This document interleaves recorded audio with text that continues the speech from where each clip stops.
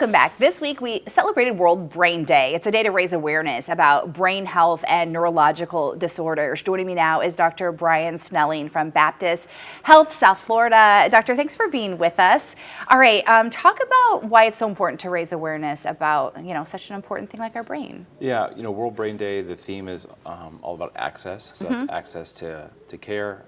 For someone like me as a neurosurgeon, what that means is I can only do what I can do if patients are able to get to me in time. And so if a patient can get to me quickly, then they're able to receive the best possible care and have a great outcome. If patients don't get to me in time, then the outcome may be less than desired. But access also means a lot of things. There's a lot of people in the United States and around the world that don't have access to good neurological or neurosurgical care, and that can mean delays in getting the medications they need or getting the diagnoses they need.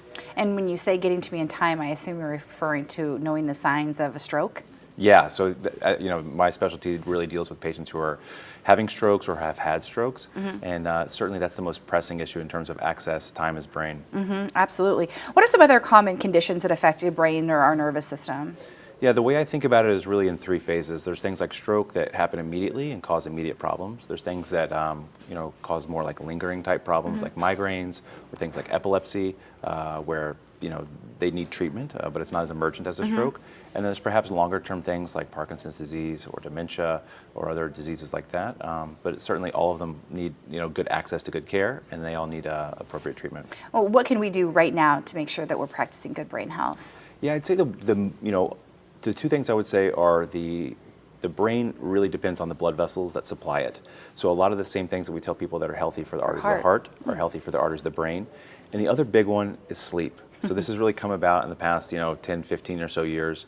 But we understand a lot about how sleep affects the brain. At night when you sleep, the brain actually clears itself of all the waste that builds up during the day.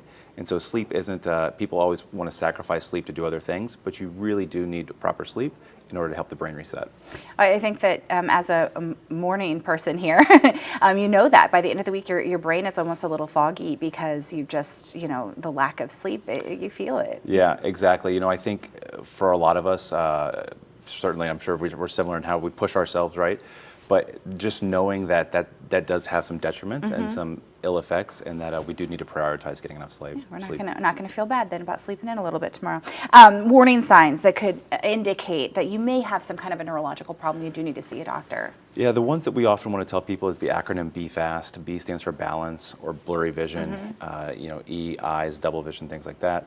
F stands for face drooping or face numbness. A stands for arm weakness. S stands for speech, that's trouble speaking or trouble understanding speech. And then T, it's time to call 911, not time to drive yourself to the hospital or have a friend drive you.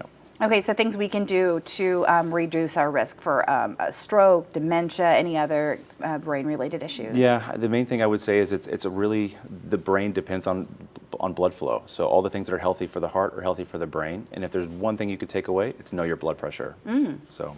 Really good, because you do always think about that being your heart health, but it's overall health altogether. Yeah, there's plenty of people that come to see me, and by the time they see me, they're ready to make a change. But if they had done it much sooner, then maybe they could have prevented ever needing to see a surgeon like myself. All right, really, really good information there. Thank you so much. If you would like to know more about brain, what do we call it? World Brain Day. World Brain Day. How we can make sure we're taking care of our brain and our neurological health. Go to our website, WPBF.com. We've put a link to the hospital's website as well, where you guys talk about it. Thank you so much. Really good information. Thank you for having me.